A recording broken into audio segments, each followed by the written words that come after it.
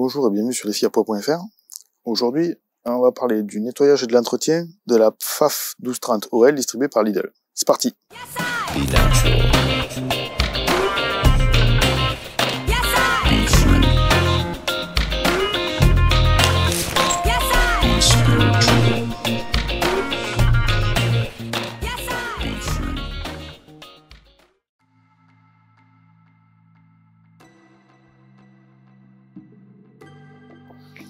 Cette machine, vous la connaissez assez bien. On en a déjà pas mal parlé sur la chaîne. On va voir comment la nettoyer et la lubrifier convenablement. Alors pour ceci, il faut déjà la désenfiler. Il va falloir un tournevis plat. Celui-là, il est un peu petit, mais bon, il fera l'affaire. Un tournevis cruciforme. Peut-être bien des pinces de précision. Une burette d'huile. Et un chiffon qui craint rien. Ah oui, j'ai oublié. Les pinceaux pour le sec. Je me rappelle. Ça, c'est le pinceau pour les zones huileuses. Et ça, c'est le pinceau pour les zones sèches. Ok. Donc la machine est débranchée. On démarre le bras libre. On ouvre le capot. Et là, c'est le massacre. Ce qu'on va faire, c'est qu'on va démonter la plaque de couture. Donc on prend son tournevis plat.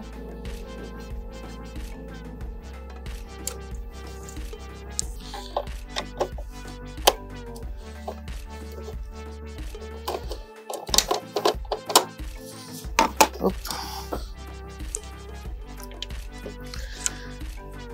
Là, voilà.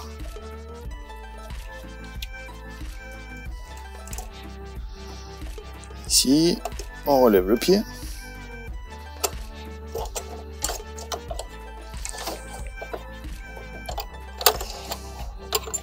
On dépose la plaque de couture. Et tant qu'on y est, je vais vous parler de la plaque de couture. La plaque de couture, c'est ça. Du moment que vous l'avez déposée, profitez-en pour bien vérifier que le doigt ici soit toujours présent. Regardez. Vous voyez ici, celle-là elle est cassée. Celle-là elle n'est pas cassée. Alors ce qui peut arriver des fois, c'est qu'on voit ici un petit trait, une fente. Cherchez pas, vous la commandez tout de suite votre plaque. Parce que quand vous allez vous retrouver comme ça, c'est fini, la machine ne marche plus. Vous allez avoir une chaînette toute cassée, ça marchera pas, vous allez chercher pourquoi. Et ça, c'est une pièce qu'on considère d'usure. Donc n'hésitez pas à la contrôler régulièrement. Et puis, si votre machine elle a des heures de vol, peut-être que la remplacer ou au moins en avoir une de réserve, c'est peut-être pas une mauvaise idée si vous voulez pas être coupé pendant quelques jours, le temps de recevoir la nouvelle. Donc la plaque de couture, vous pouvez en trouver en description. Voilà. On va essayer de ne pas remonter la vieille. Donc ici, c'est tout sale. Ici, c'est sale aussi. Vous pouvez très bien dégrossir au pinceau et au goupillon. Il n'y a pas de problème. Ça reste du nettoyage.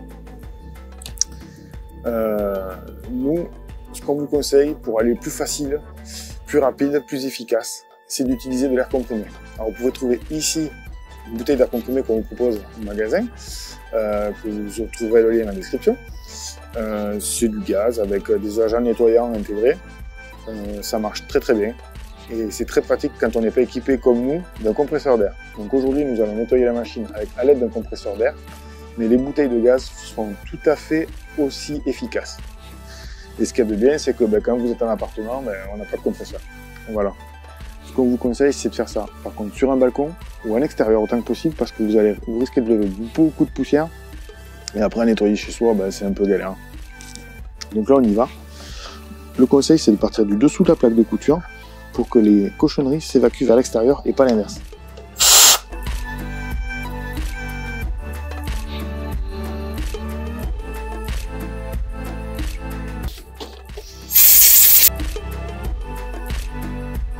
Vous voyez, c'était rapide, elle n'était pas si sale que ça. Là, je vais vous présenter le plan que conseille la marque. Après, en deuxième partie de vidéo, vous verrez, on va aller un petit peu plus loin. Donc là, les parties agressées, ce sont l'axe du boucleur supérieur, ici, vous voyez bouger. À partir du moment où on voit une pièce coulisser dans une autre, il faut l'agresser. Donc là, pas secret, on met une petite goutte d'huile, pas besoin d'en mettre beaucoup, ce sont des métaux qui sont déjà pré-lubrifiés en usine, c'est-à-dire qu'ils ont trempé longtemps dans l'huile, et en fait ils sont imprégnés de gras. Et là ce qu'on fait c'est entretenir ce film de gras pour éviter qu'il y ait une usure qui se fasse entre les pièces métalliques. Donc là vous voyez il y a trop d'huile, on n'hésite pas à enlever le surplus, hop, il y en aura toujours un petit peu trop, mais il vaut mieux éviter d'en avoir vraiment trop, sinon la crasse va s'agglutiner tout de suite, et ça sera pire que mieux. Voilà, la zone est graissée, super. Après, deuxième chose, on va attaquer le graissage et le nettoyage de l'axe d'aiguille.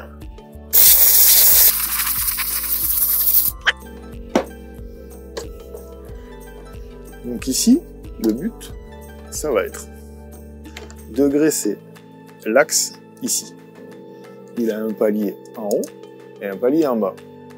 Donc on va faire remonter l'aiguille jusqu'en haut. Vous pouvez mettre une petite goutte d'huile en haut pour graisser le palier du haut, puis on va mettre une goutte d'huile ici pour graisser le palier du bas. Attention, en quantité très petite.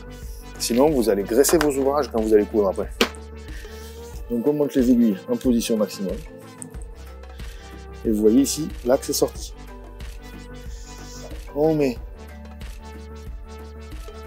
une petite lichette d'huile. En dessous pareil, une petite lichette d'huile. Et dans le sens de fonctionnement de la machine, on la fait tourner. Et voilà. Voilà. Ça, c'est la partie prévue par les fabricants. Maintenant, cette machine, elle a beaucoup d'heures de fonctionnement.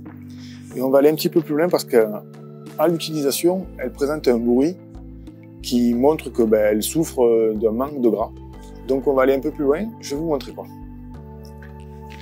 On va démonter le cache du dessus.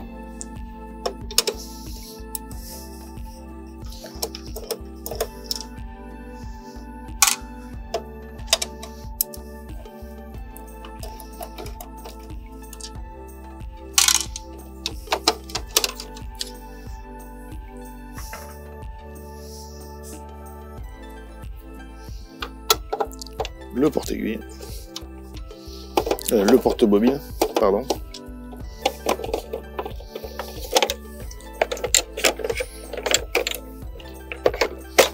Là.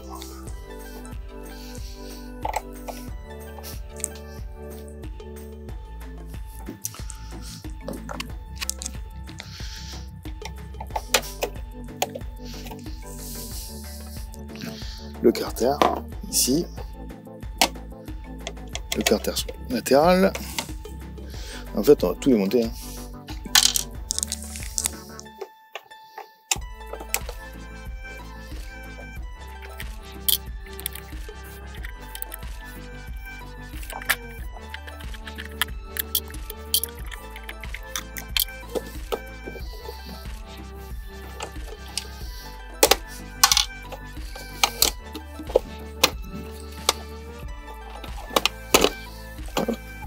Voilà. Ici, le cache latéral. Hop.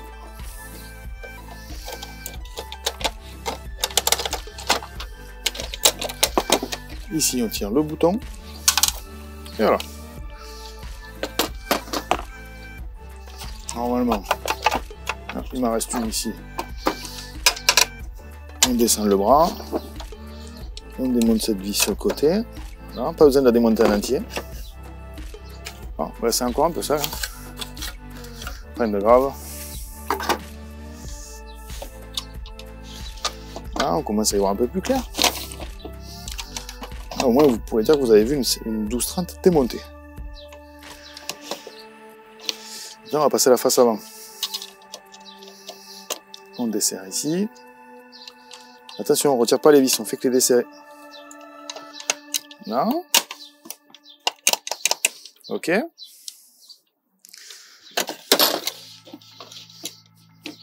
Hop.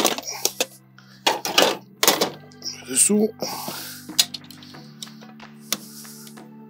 On desserre ici et là.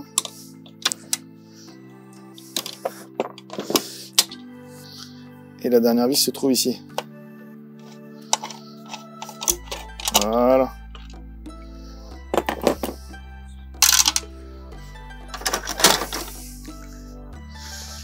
Donc là, on a une 1230 qui est complètement dénudée. Et vous pouvez voir, je vais essayer de vous montrer un gros plan. Donc ici, on voit toute la partie embiellage, vilebrequin de la machine. Ouais, c'est super compliqué, on n'y comprend rien. Je suis d'accord avec vous, c'est un peu le grand mystère là-dedans. Et voilà, ça reste un travail de spécialiste. Mais si votre machine a quand même pas mal d'heures, en ayant juste démonté les caches en plastique, si vous vous en sentez le courage, vous pouvez vous permettre d'aller la graisser à des endroits qui, à un moment donné, ont besoin d'être graissés. Donc, si vraiment le cœur vous en dit, on va vous expliquer comment, sachant que ça reste un peu compliqué, mais que ça va valoir le coup. La pièce qui nous intéresse, c'est cette bielle, qui va jusqu'à l'aiguille. En fait, ici, elle est montée sur un excentrique, et cette partie-là, forcément, c'est ici que se transmet la force du moteur dans l'aiguille. Donc, il va falloir la graisser. Pour moi, la meilleure façon de le faire, c'est encore de poser la machine sur le flanc et d'amener de l'huile sur le côté, ici, pour que naturellement, elle descende dans la jonction.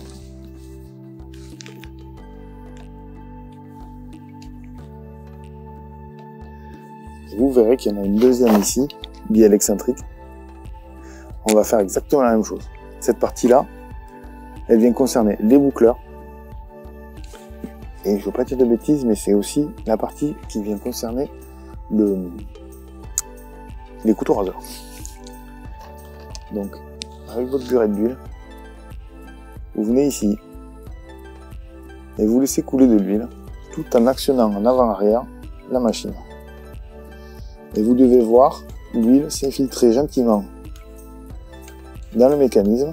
Et là, par contre, comme on ne va pas venir très souvent, et que le tissu de vos ouvrages ne risque pas de s'aventurer dans ce secteur-là, on peut en mettre un petit peu plus que sur le bras d'aiguille. On n'hésite pas, on la fait tourner, et après, ici, vous avez encore une articulation. Vous voyez, il y a un axe un peu carré, pareil. On lubrifie. La coulisse, ici, de l'axe carré, pareil, d'un côté. Et après, on passe par derrière le moteur, puis de l'autre. Là, on est sur un graissage de l'extrême. Et là, vous vous en rendez pas compte, mais je me rends compte qu'elle demande de moins en moins d'efforts, la machine.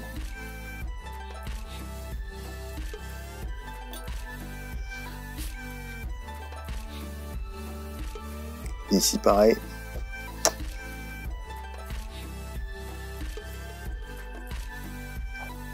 Voilà.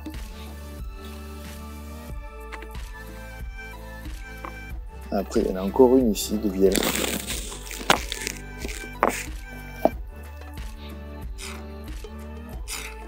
Elle est un peu plus difficile à atteindre sur le haut. Ce qu'on va faire, c'est qu'on va retourner la machine là au sens. Hop. Donc là, on a posé sur le volant. Et la dernière bielle à lubrifier, c'est ici. On parle dessous, par exemple. Hop, pareil. Une copieuse goutte. Et en restant penché. Hop. On l'aide à prendre.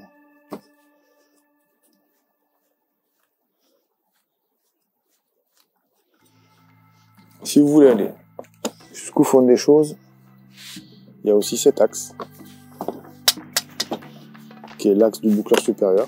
Il faut arriver à faire pénétrer de l'huile par ici.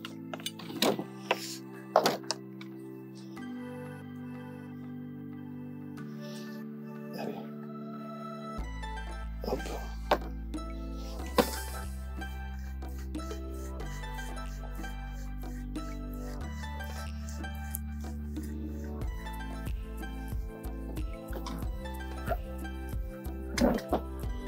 Là. Je me rappelle plus si on l'a faite, celle-là.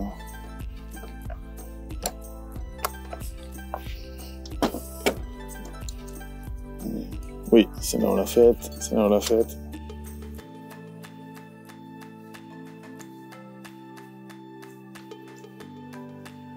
Celle-ci, je crois pas.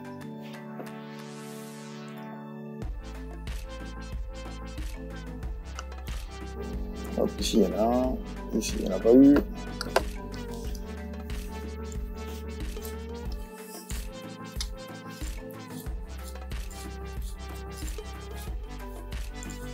Voilà.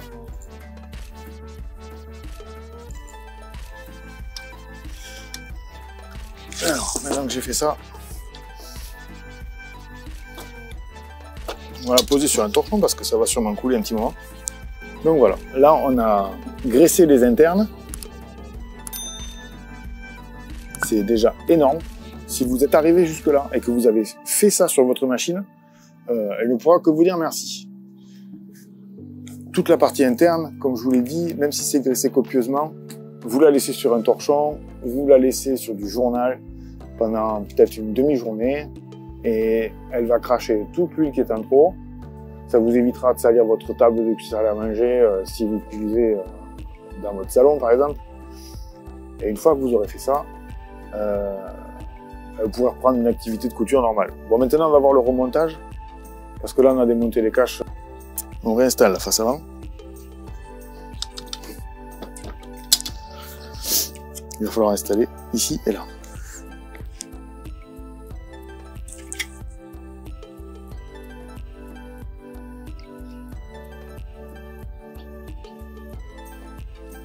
Allez, c'est parti pour la face avant.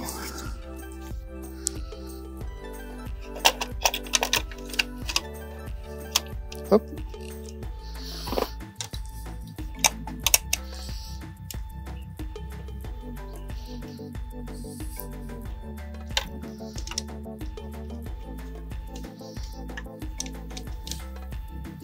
Serrage.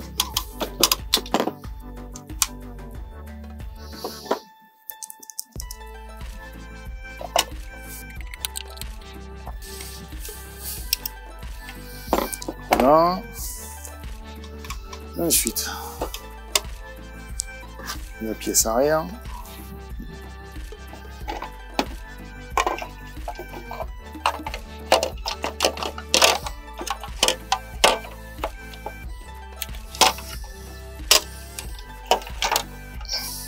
Avec cette patte ici.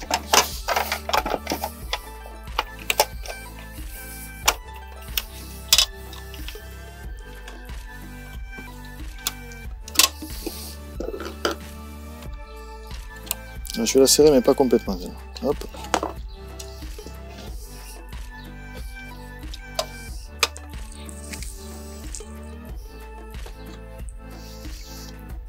Ensuite on va installer le fond avec le capot. Hein.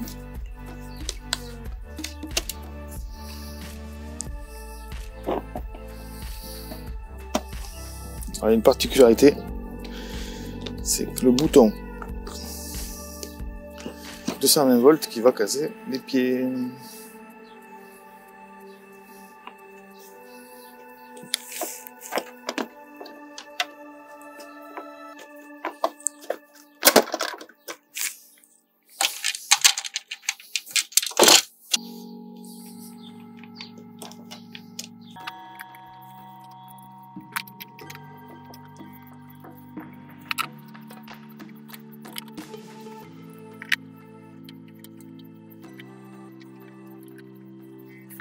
Après cette pièce là,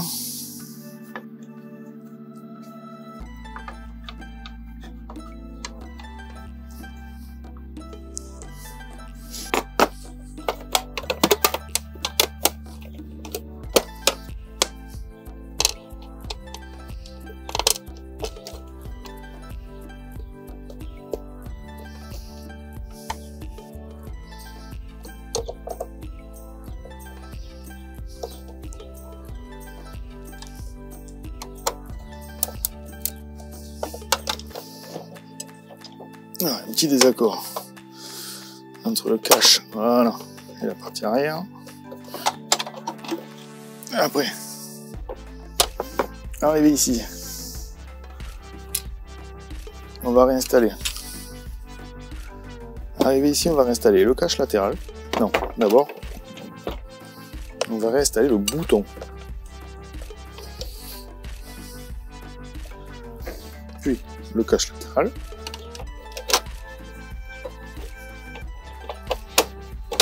Voilà. Avec la vis de maintien supérieure. Ici.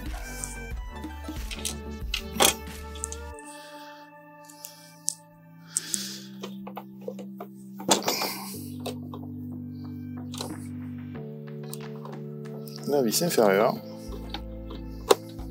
Attention, on serre un plastique, on y va doucement.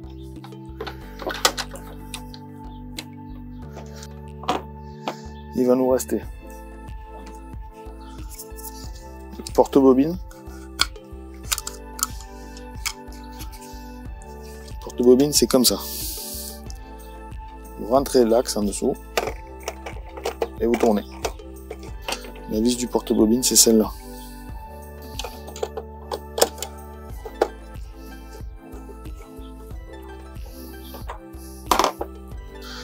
Le bouton du différentiel. Le cache supérieur.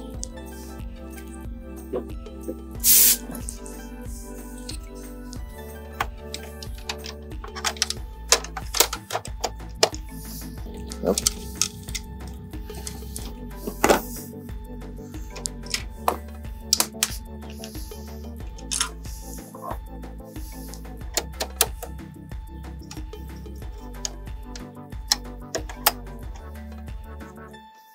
Donc là, tant qu'on n'a pas ce cache, ce sera un peu plus simple de remonter la plaque de couture, on va en profiter.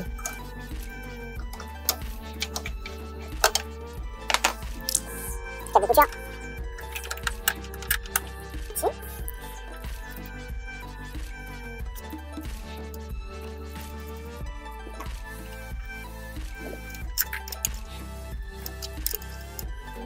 Là, on peut en profiter pour réinstaller le pied. Là. Normalement, ce cache, pas besoin de monter la vis en entier. Le process, c'est d'abord devant, puis l'arrière. Hop. Et on a la vis ici.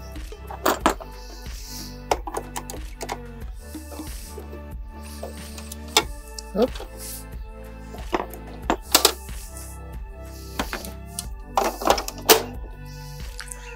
Maintenant, qu'est-ce qui reste? Un petit coup de chiffon général pour enlever les traces de doigts. Réinfiler. Tester sur une chute parce que s'il y a une goutte d'huile qui traîne quelque part, ça serait dommage de tacher votre ouvrage qui va suivre cette maintenance. Et profitez du fait que votre machine va sûrement faire beaucoup moins de bruit qu'avant. Voilà. J'espère que cette vidéo vous a été utile. Si vous avez apprécié, n'hésitez pas à laisser un j'aime, à commenter si vous avez des questions, à vous abonner à la chaîne. Comme ça, quand il y aura d'autres vidéos, vous ne les raterez pas. Assurez-vous d'avoir activé les notifications, parce que sinon, vous ne serez pas spécialement au courant, c'est dommage. Il y aura d'autres vidéos encore sur cette machine, comme le remplacement des boucles, comme le remplacement du doigt mailleur. Ça va venir bientôt, c'est en cours. Voilà. Sur ce, on vous souhaite bonne couture. Et à bientôt sur lesfillesapois.fr. Be natural.